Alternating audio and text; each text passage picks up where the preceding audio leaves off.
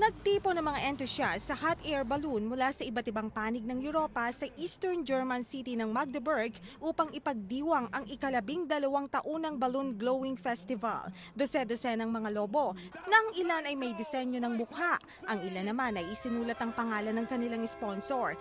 Ang sama-samang pumaimbulog sa kalawakan na nakapagdulot ng malaking kasiyahan sa mga manonood. Sakay ng kanyang bright yellow flying object, sinabi ng isang balloon pilot na masaya siya kapag nagtitake off nakasabay ng maraming balloons at nakapagbibigay ng kasiyahan sa mga spectators. Siya at ilang nakikilahok sa festival ay lumipad ng 2 beses sa isang araw, mga bandang alas 6 ng umaga at alas 6 ng hapon depende sa hangin.